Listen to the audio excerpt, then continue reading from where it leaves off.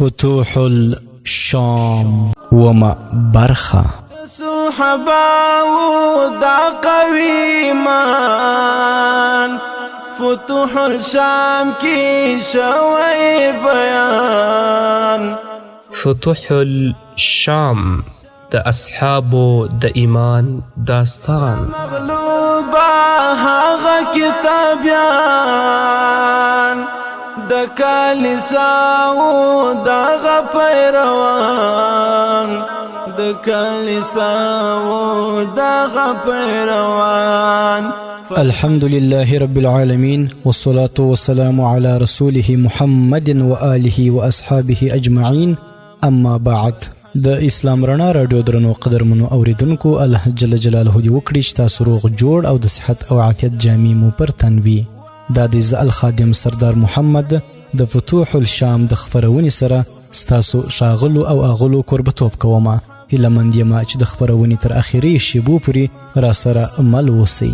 حشو پلاس د اسلام ولید ظالم خپل انجام واوري واوري دغه تاریخي فتوح الشام. ورونو لکه څرنګه چې د فتوح الشام په 13 برخه کې موږ دغه ځای بیانوي چې حضرت واقدی رحمه الله فرمایي چې کله حضرت خالد بن ولید رضی الله تعالی عنه دروان ته شکست ورکړي او واپس یې باب شرقي تشریف راوړ، نو هلته حضرت عباد بن سعید چې حضرت شرحبیل بن حسن رضی الله تعالی عنه د بصرین حضرت خالد بن ولید رضی الله تعالی عنه ته را لېږلی و، دی راغی. هغه مسلمانان خبر کړه چې د اجانیدین په لور 90,000 رومیان راغلي دي. خالد بن ولید رضی الله تعالی عنه چې دا واورېدل نو په آس باندې سپور سو او حضرت ابو عبیده رضی الله تعالی عنه ته ورغی او ورته وویله یا امین الامه دا عباد بن سعید الحضرمی دی، د شرحبیل بن حسن رضی الله تعالی عنه د دې غرض د پاره راستولی دی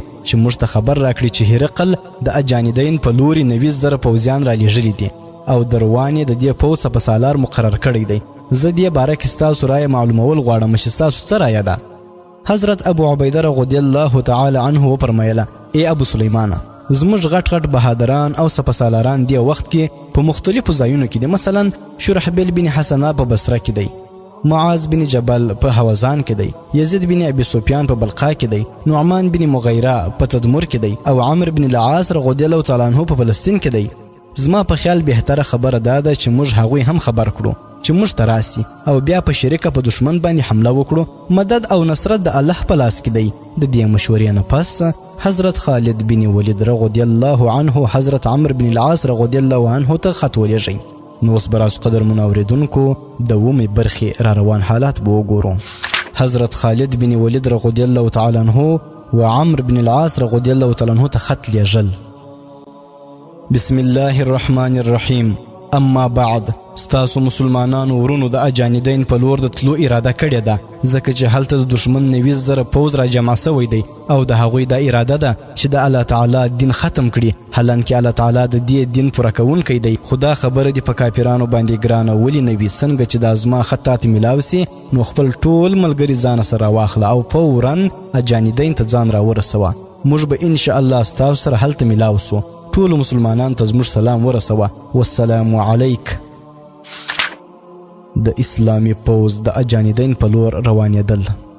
ورونو د دې نه پس هغوی د دې مضمون یو څو نور خطونه هم ولیکله او هغه سردارانو ته یې ولېږله چې د کوم ذکر دا اوس موږ وکئ او هغوی ته هم د سمدستي روانېدو حکم وکئ. خیمې یې په اوښانو باندې بار کړې، مال غنیمات، چیلې، بزې او غیره یې د ځانه سره روان کړله او حضرت ابو عبیده رضی الله عنه ته یې وویله چې زما اراده ده چې زه په ساق لشکر کې یعنې د لشکر شاته د بزو، میږو، ښځو او مال غنیمت سره پاتې سم او ته به د صحابه کرامو سره د پوځ په اوله دسته کې سې. ابو عبیده رضی الله تعالی عنه ورته وفرمایل چې نه، بلکې زه به په ساق باندې سم او ته به په مقدمه الجیش یعنې په لومړي دسته باندې سې.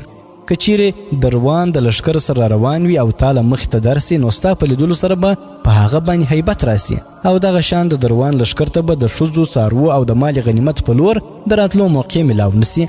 خالد بن ولید رضی الله تعالی عنه وفرمایله ډېره ښه ده، زه ستا د خبرې نه مخ نسم اړولی. د روانېدو نه مخکې خالد بن ولید رضی الله تعالی عنه مسلمانانو ته وفرمایله ای مسلمانانو، تاسو ته ډیر غټ لشکر په لور روان یاست، مرګ سره محبت پیدا کړئ او الله تعالی چې تاسو په تقدیر کې څه لیکلي دي په هغې یقین ساتئ او الله تعالی تاسو سره د فتح او نصرت وعده فرمایله ده او په قرآن پاک کې ارشاد فرمایلی دی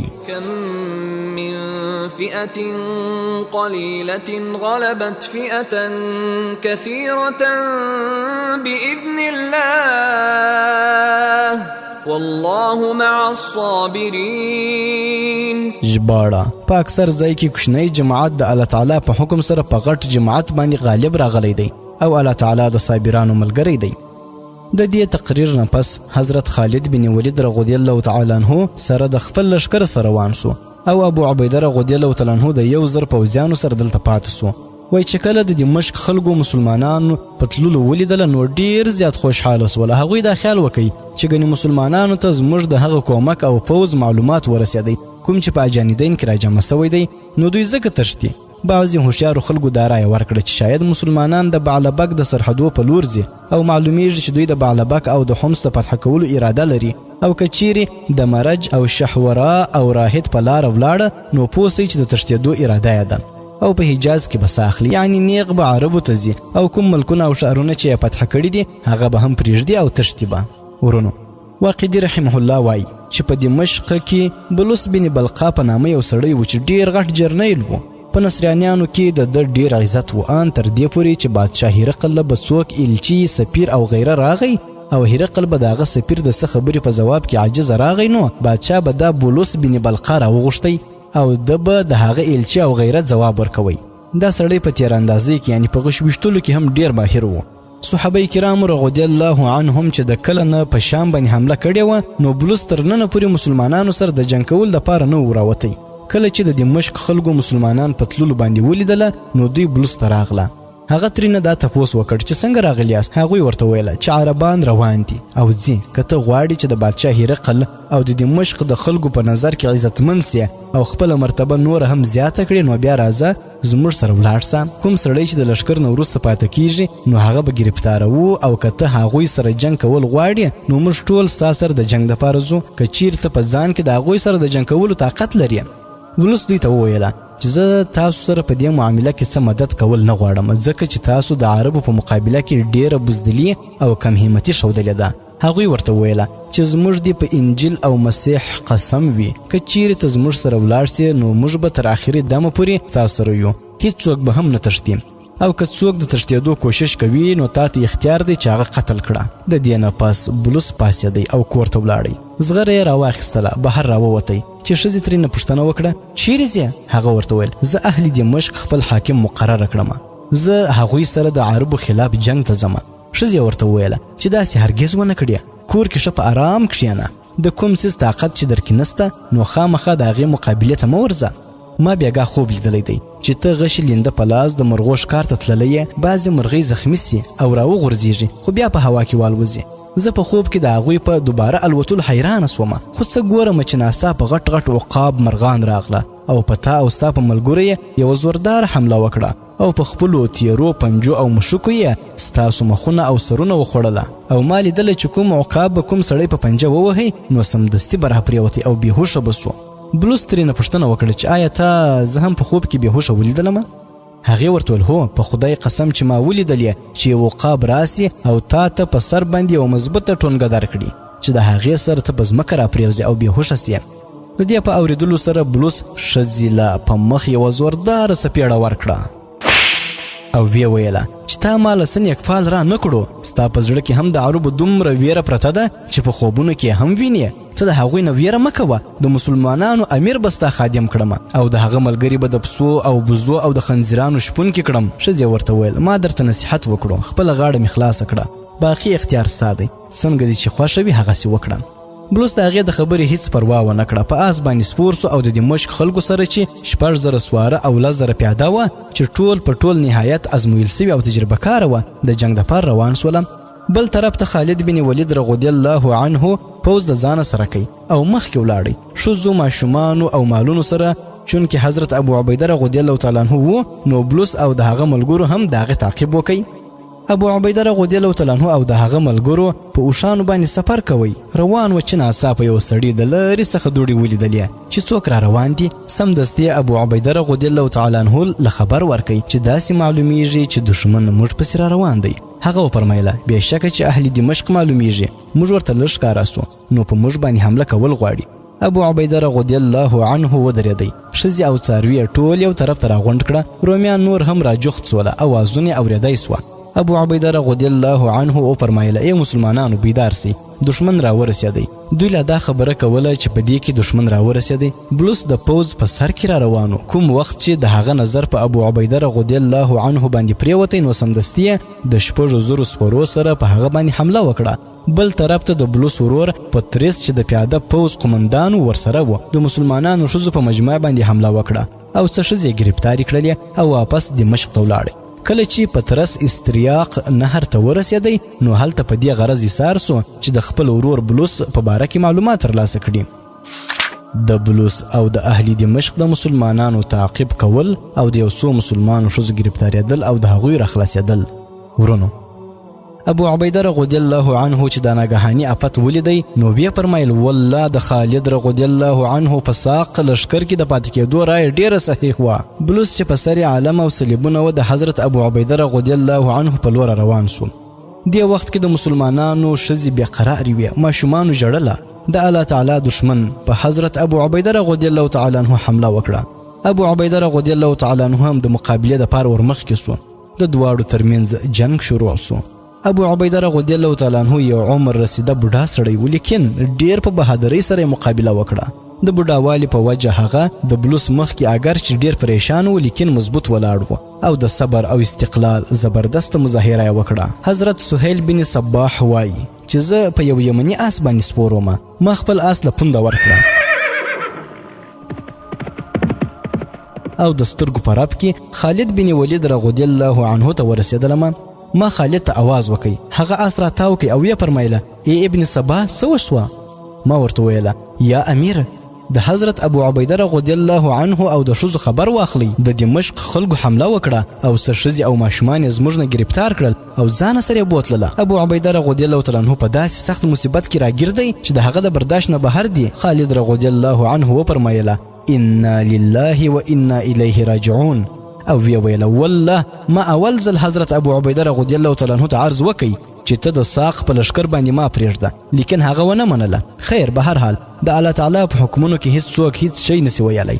بیا یې حضرت رافع بن عمیره الطایی ته حکم وکړ چې زر پوځیان د ځانه سره واخله او فوراً د ښځو د حفاظت دپاره ځان ورسوه. د دې نه پس یې حضرت عبدالرحمن بن ابي بکر صدیق رضی الله عنه له 1,000 سواره ورکړه او ورته یې وفرمایله چې ته فوراً د دشمن مقابلې ته ځان ورسوه.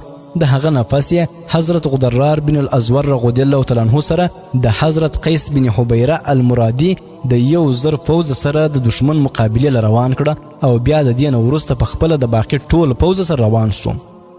ابو عبیده رضی الله تعالی عنه د بلوس سره په جنگ کې مشغول و چې د مسلمانانو دا فوز ورسېدی. د حضرت خالد بن ولید رضی الله تعالی عنه دی فوز د الله تعالی دشمنان د څلور خواو څخه راګیر کړه. د اسلام دی غازیانو پر رومیانو یو داسې زوردار حمله وکړه چې د هغوی وار خطا سو. صلیبونه یې ټیټ سوله. رومیانو ته د خپل ذلیله کېدو یقین وسو. غدرار بن الازور رضی الله تعالی عنه لکه د برق په شان تیز د بلوس خواته ځان ورسوي. د الله پاک دی دشمن چې حضرت غدرار رضی الله تعالی عنه ولیدی نو وار خطا سو او پر پیدو سو ځکه چې د دې نه مخکې د کلوس او اسرائیل د لشکرو سره په جنگ کې د غدرار رضی الله تعالی عنه بهادری هغه په خپل سترګو لیدلې و او په بیت اللحیا کې چې د دروان د پوز بشمیره سپاهیان قتل کړي و هغه هم ورته یاد و. نو د دې وجه نه چې څنګه هغه ولیدی نو سمدستي وپیژندی او حضرت ابو عبیده رضی الله تعالی عنه ته وویله ای عربي ستا دې په خپل دین قسم وي چې دا سړی ماته نږدې را پرېنږدي. په دې کې ناڅاپه حضرت غدرار رضی الله تعالی عنه په بلوس باندې حمله وکړه. هغه چې دا ولیدله نو فوراً د آس نه لاندې راکښته سو او خپل لشکر له یې منډه کړه. حضرت غدرار رضی الله تعالی عنه هم د آس نه راکښته سو او ورپسې ورمنډه یې کړه. په لاره کې یې را ایثار کړئ. بلوس وویله ما مه وژنه ځکه چې زما په ژوندي پرېښودو کې ستاسو د ښځو او ماشومانو ژوند دی. دا خبره چې واورېدله نو حضرت غدرار رضی الله تعالی عنه د هغه د قتلولو نه لاس واخیستی او ژوندی یې ګرفتاره کړ. بل خوا مسلمانانو د زړه د اخلاص پر رومیانو باندې یوه سخته حمله وکړه او د هغوی کار یې تمام کړي. ورونو، حضرت واقدي رحمه الله فرمایي چې حضرت ماجد بن رویم العینی فرمایي چې په دغه وخت زه هم د حضرت عبدالرحمن بن ابي بکر رضی الله عنه په لشکر کې موجود وم.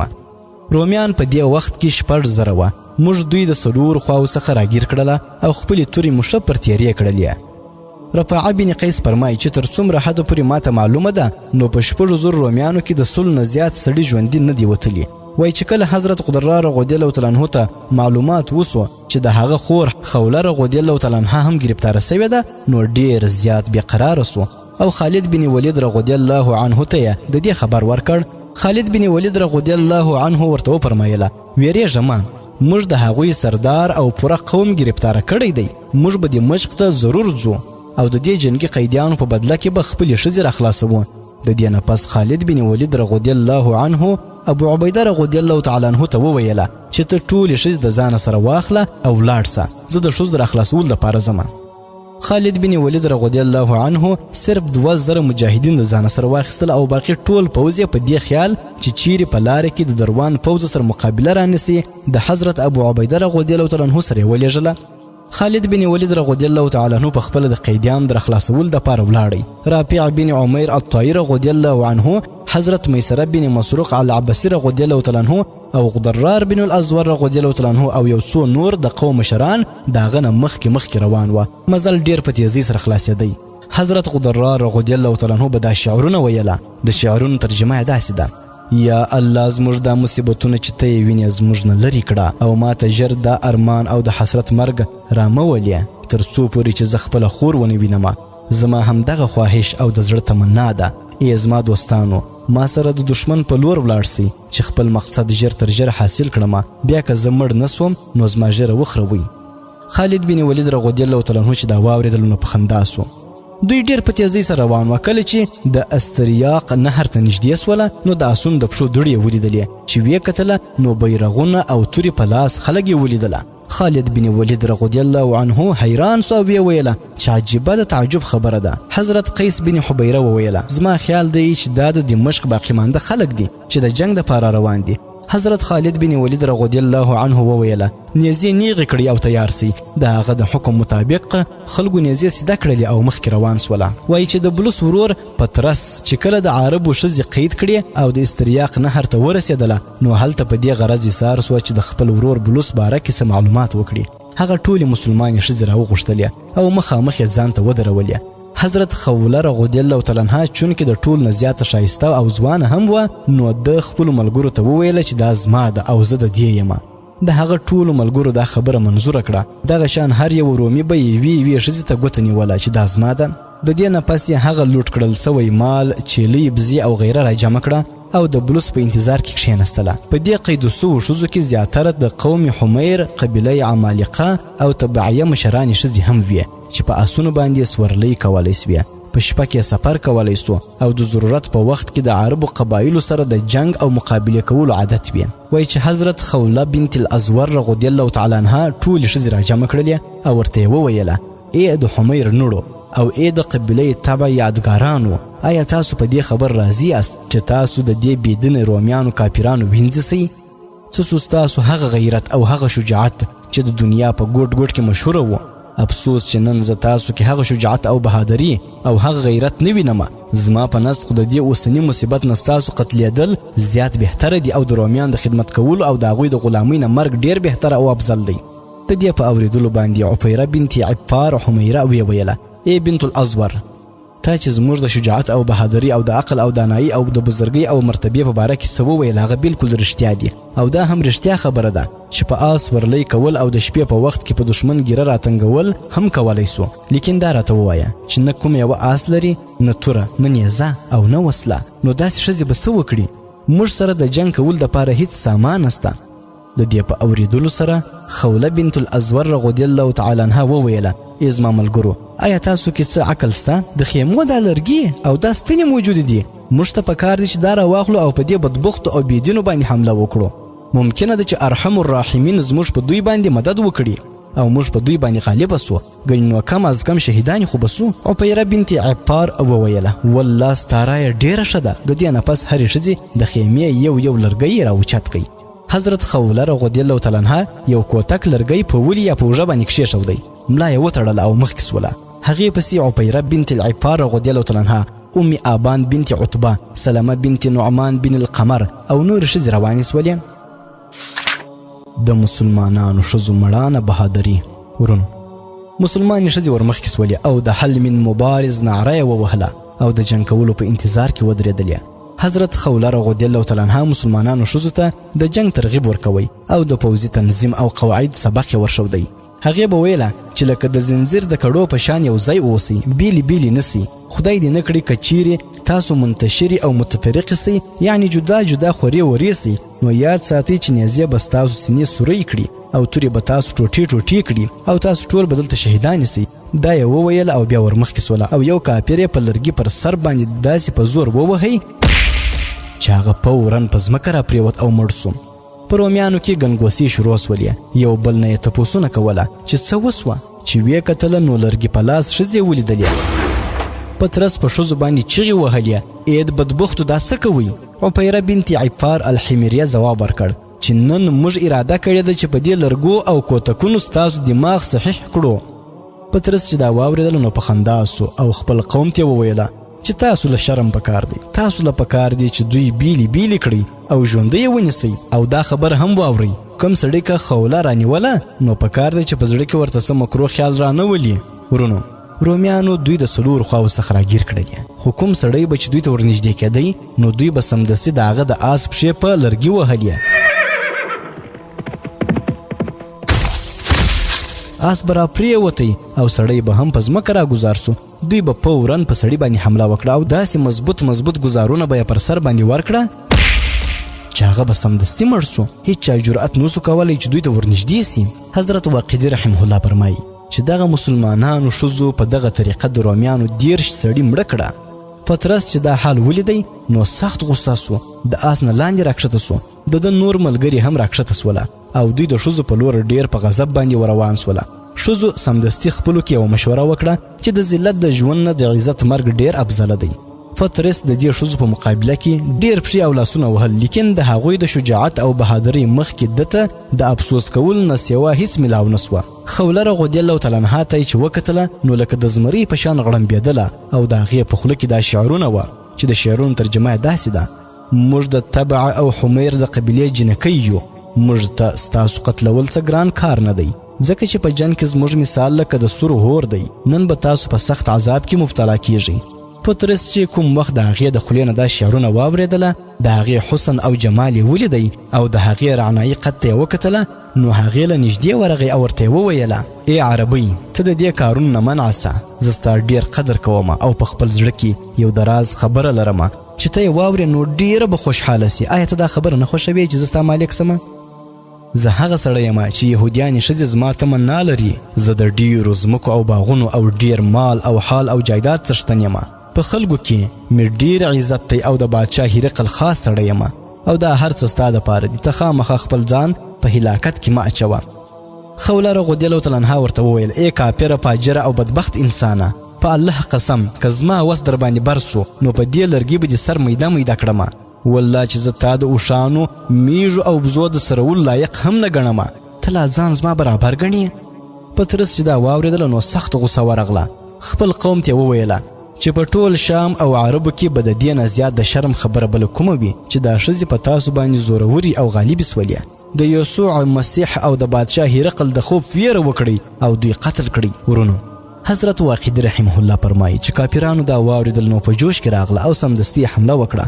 ښځو د حمله ډیره په صبر او استقلال سره برداشت کوله چې په دې کې د خالد رضی الله تعالی عنه پوځ راورسېدی. مسلمانو ښځو چې ولیده ډیره خوشحاله سولې.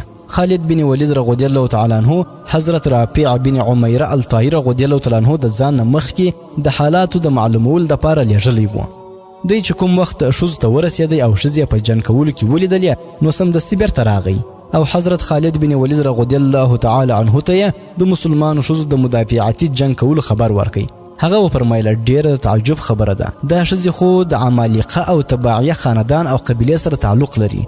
په دوی کې بعضی د تبع بن اقرن او بعضی د تبع بن ابي کرب او بعضی د زین رعین، بعضی د عبدالکلال المعظم او بعضی د تبع بن حسان بن تبع دي. تبع بن حسان بن تبع د هغه خلق دي چې دوی د نبی پاک صلی الله علیه وسلم د پیدایش نه مخکې د نبی علیه السلام ذکر کړی وو او د نبی صلی الله علیه وسلم د پیدایش نه مخکې د هغه صلی الله علیه وسلم د نبوت شهادت او گواهی ورکړی وو او د نبی صلی الله علیه وسلم په شان مبارک دا شعرونه ویلي وو چې د شعرونو ترجمه داسې وه: زه د حضرت محمد صلی الله علیه وسلم گواهی ورکوم چې هغه د الله تعالی حق رسول دی. د هغه به یو امت وي چې د هغوی نامه په زبور کې امت محمد په خیر الامم دی. که چیرې زما عمر د نبی صلی الله علیه وسلم تر زمانې پورې زما سره وفا وکړه نو زه به د هغه خادم او د هغه د ابن عم وزیر یم.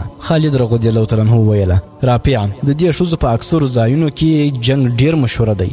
څنګه چې تا وویله که چیرې واقع دې ښځو دغه شان بهادري او شجاعت ښودلی وي نو یاد ساته چې تر قیامته پورې دوی په خپل سر باندې د بهادري او شجاعت څیره وتړله.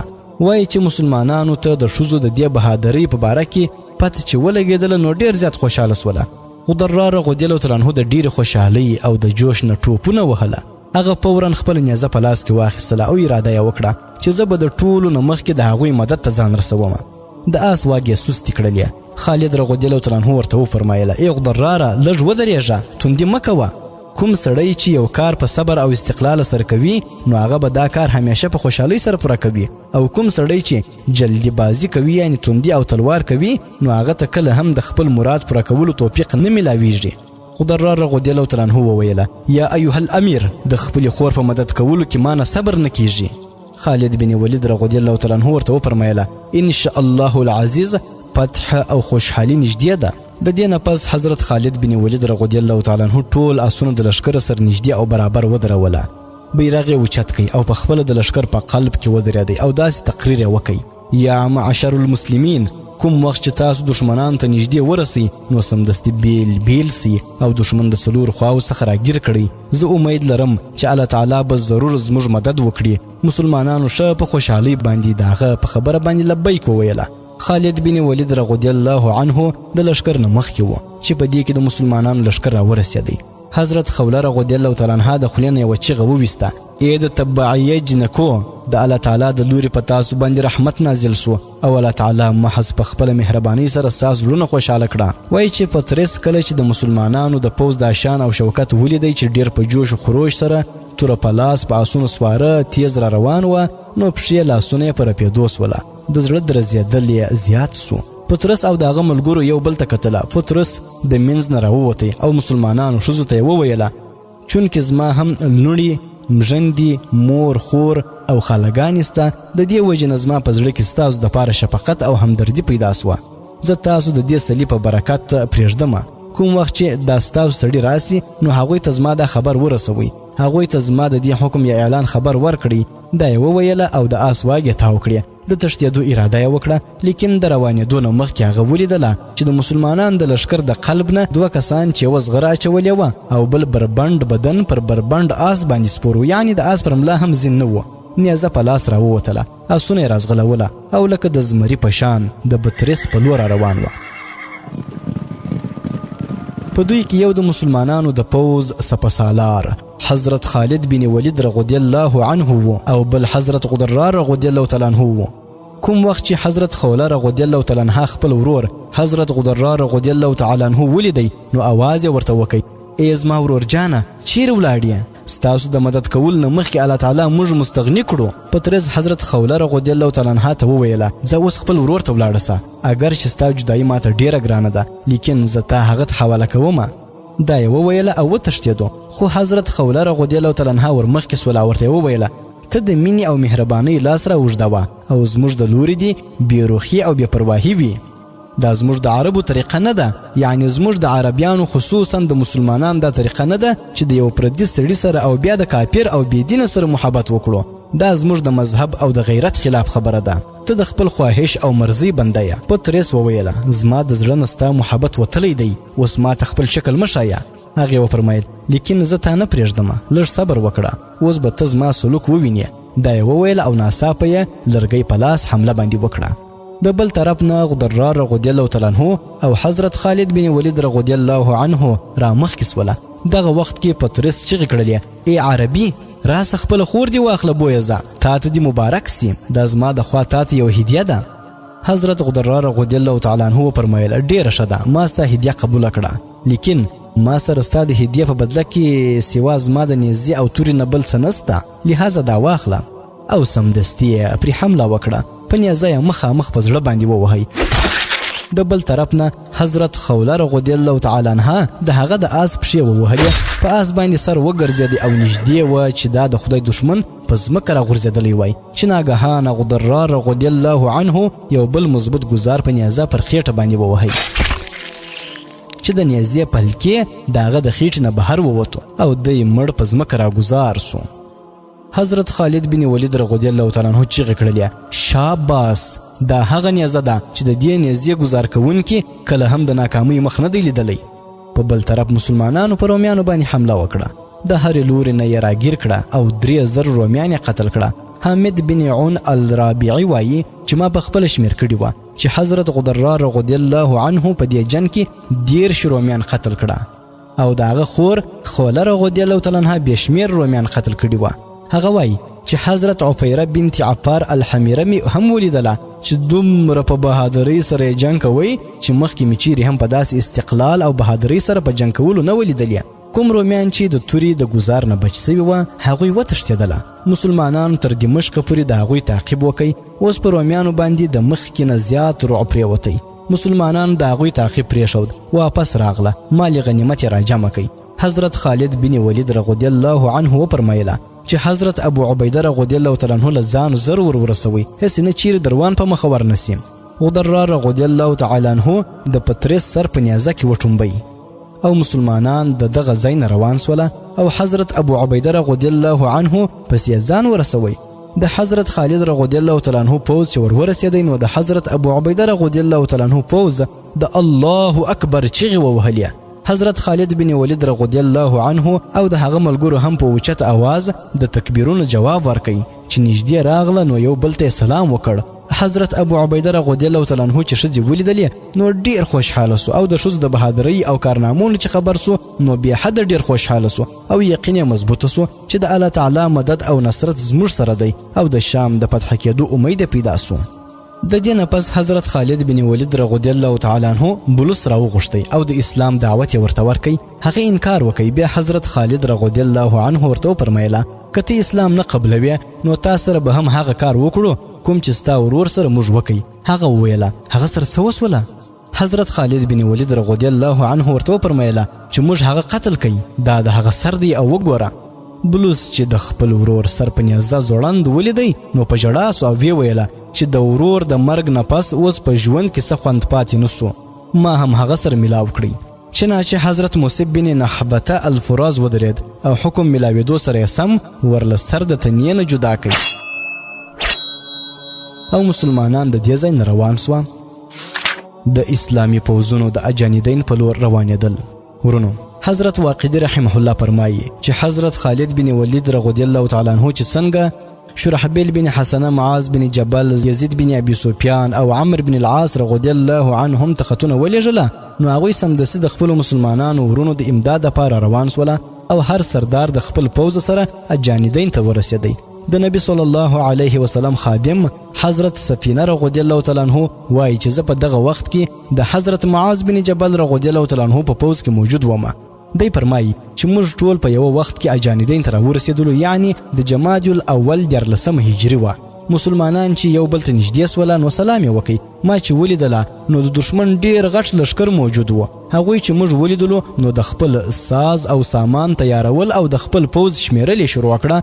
د سپرو او د پیاده پوځ صفونه یې جوړ کړه او د رعب اچولو دپاره یې اوږده صفونه جوړ کړه. موږ چې شمار کړه نو د دشمنانو 90 صفونه وه او په هر یو صف کې 10 ځوانان موجود وه. حضرت ضحاک بن عروه رضی الله عنه فرمایي چې ما په عراق کې د کسرا او جرامقه لښکري او پوځونه هم لیدلي وه، لیکن والله د رومیانو په شان عظیم او غټ لښکر او دومره ډیره وسله مې چیرې هم نه ولیدلې.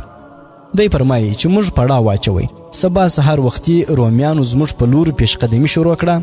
موږ هم تیاری شروع کړه. خالد بن ولید رضی الله عنه په آس باندې سپور و، زموږ صفو ته راغی او ویې فرمایله: ای مسلمانانو، یاد ساتئ چې په څومره شمیر کې ستاسو د مقابله دپاره پوځ راغلی دی، دومره پوځ به په راتلونکي وخت کې هم ونه وینئ.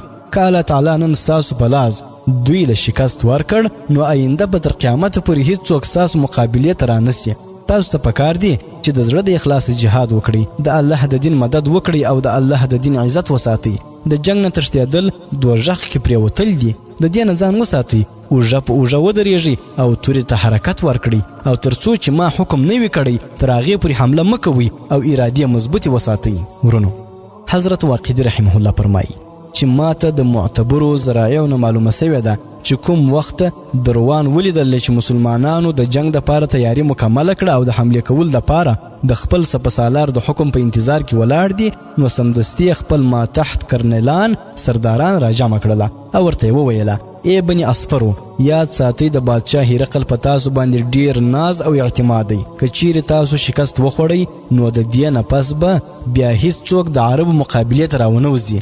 عرب به ستاسو په ښارونو قبضه وکړي، ستاسو سړي به قتل کړي او ستاسو ښځې به خپلې وینځې کړي.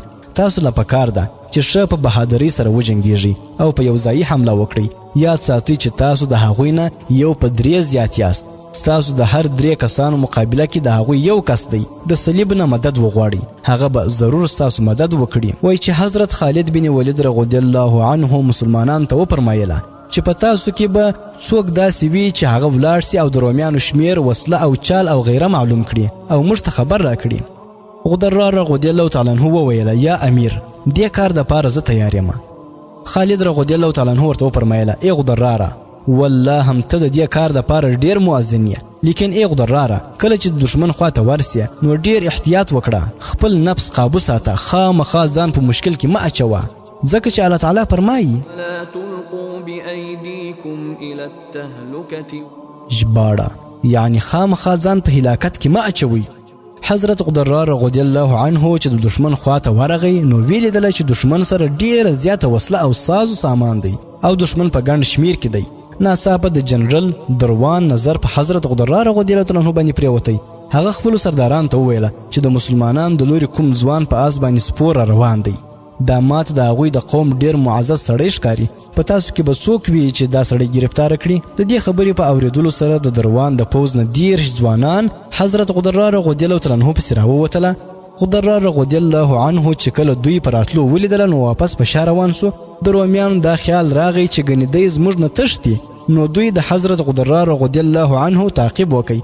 بل طرف ته حضرت غدرار رضی الله عنه دا فکر وکړي چې رومیان په څه چل د خپل لشکر نه لرې بوزي او بیا د دوی سره مقابله وکړي. کله چې د خپل پوځ نه ښه لرې کړله، نو حضرت غدرار رضی الله تعالی عنه خپل آس راتاو کړو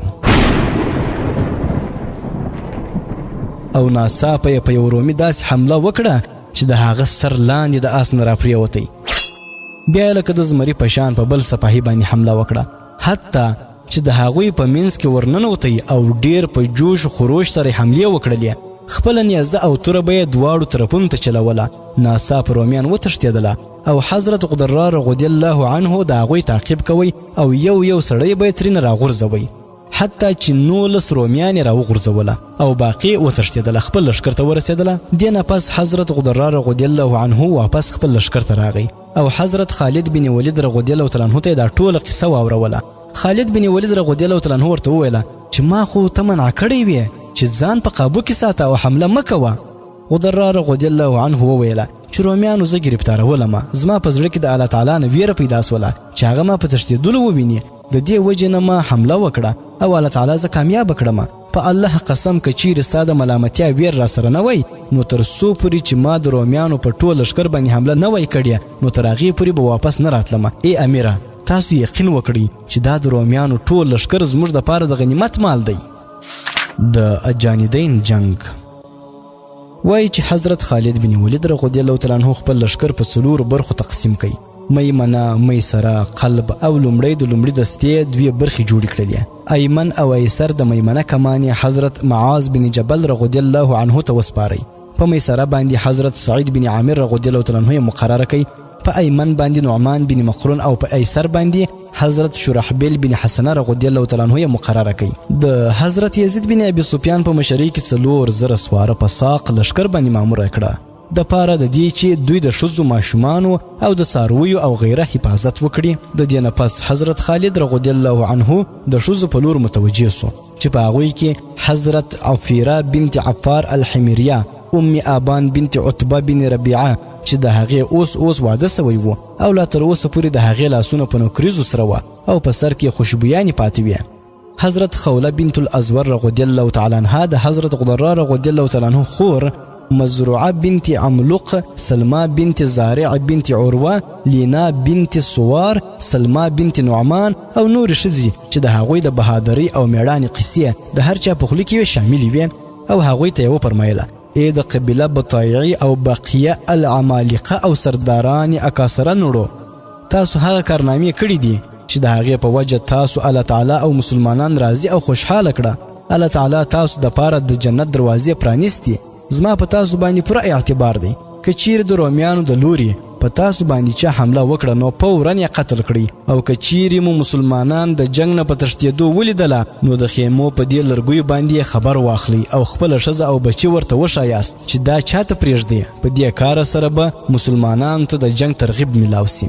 عفیره بنت عفار رضی الله تعالی عنها ځواب ورکړ: ای امیره، د الله تعالی په ذات قسم، موږ ته به په هغه وخت کې زیاته خوشحالي حاصله سي کله چې ته موږ د لشکر نه مخکې وساتې چې موږ د رومیانو مخونه په وینو سره کړو، د هغوی سرونه پرې کړو او تر هغې پورې رومیان قتلو چې په خپله هم پناه سو او په موږ کې یوه ښځه هم ژوندۍ پاته نه سي. خوله بنت الازور رضی الله تعالی عنها عرض وکړ او ویې ویله: یا امیر، موږ د چا د حملې او د سختۍ هیڅ پروا نه لرو.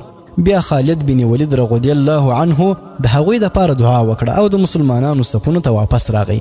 مسلمانانو ته د جنگ ترغیب ورکړي او په اوچت اواز یې ورته وفرمایله: ای د مسلمانانو ډلې، د الله تعالی د دین مدد وکړي، الله تعالی به ستاسو مدد وکړي. په جنگ کې ثابت قدمه اوسئ، د دین او د خپلو ښځو او بچو د حفاظت دپاره خپل ځانونه قرباني کړئ او د زړه د اخلاصه وجنګیږئ.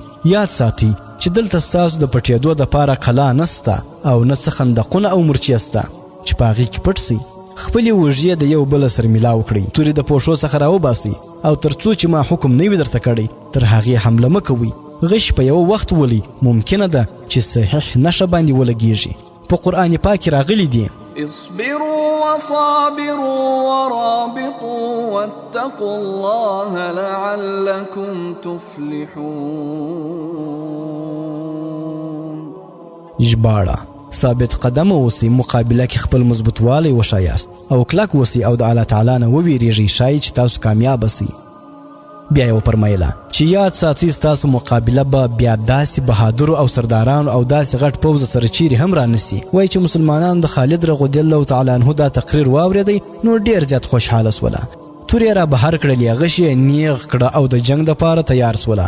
خالد بن ولید رضی الله عنه په خپله د لشکر قلب ته راغی او دلته یې د حضرت عمرو بن العاص رضی الله تعالی عنه، حضرت عبدالرحمن بن ابي بکر رضی الله عنه، حضرت قیس بن حبیره رضی الله عنه، حضرت ربیع بن عمیره الطایی رضی الله عنه او دغه شان نور څو حضراتو سره توقف فرمایلو. د دې نه پس بیا ورو د دشمنانو په لور روان سوله. د روان چې دوی ولیدله نو هغه هم خپل پوځ ته حرکت ورکړي.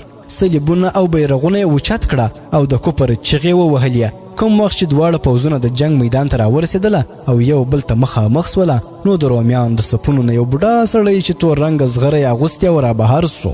دنه مخکې څه کسان هم را روان وه. کله چې دا بوډا سړی د مسلمانانو پوځ ته رانږدې سو نو په عربي ژبه کې وویله چې په تاسو کې سردار مشر څوک دی چې ما ته راسي او زما سره څو خبرې وکړي. خالد بن ولید رضی الله عنه تشریف واروي. پادري ترېنه پوښتنه وکړه چې ته د قوم سردار یې؟ خالد بن ولید رضی الله عنه وفرمایله چې تر څو پورې زه د الله تعالی اطاعت گزار او د نبی پاک صلی الله علیه وسلم په سنتو عمل کوونکی یم تر هغه وخت پورې دا خلک ما خپل مشر او امیر ګڼي. لیکن که چیرې ما د یوه ساعت دپاره د دې خبرو نه انحراف وکړ نو بیا نه زما په دوی اطاعت سته، نه حکومت او نه امارت. پادري وویل دغه وجه ده چې تاسو پر موږ فاتح او غالبه یاست. که ته د دې طریقې نه لږ اخوا دیخوا سوې او د دې لارې نه تجاوز وکړې نو چیرې به هم فتح بیا ونه مومې. بیا یې وویل چې تاسې داسې ملکو ته راغلي یاست چې دلته چیرې کوم بادشاه هم د راتلو جرأت نه دی کړی اهل پارس او جرامقه قومونو هم حمله کړي وي، ډیر قرباني ورکړي وي، خو ناکامه واپس لاړله. اوس تاسو راغلی یاست، تاسو اگر چې فتوحات هم حاصل کړله لیکن همیشه فتح نه ملاویږي.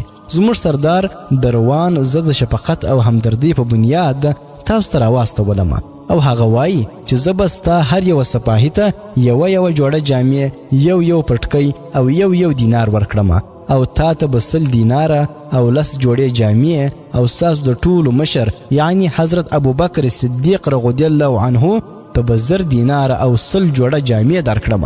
که چیرې ته خپل پوځ د دې ځای نه روان کړي او خپل ملک ته ولاړ سي، زموږ د لښکر شمیر د میږیو نه هم زیات دی او دا خیال هم ونه کړي چې ګنې دا پوځ به د هغه پوځ په شان وي کوم چې د دې نه مخکې ستاسو د لاسه شکست خوړلی دی، بلکې هرقل بادشاه په دې پوځ کې غټ بهادران، جرنیلان او تجربه کار سپاهیان او پادریان را لېږلي دي. خالد بن ولید رضی الله عنه ورته وویله په الله قسم تر څو چې تاسو زموږ په دریو خبرو کې یوه خبره نه وي منلې تر هغې پورې موږ د دې ځای نه نه ځو.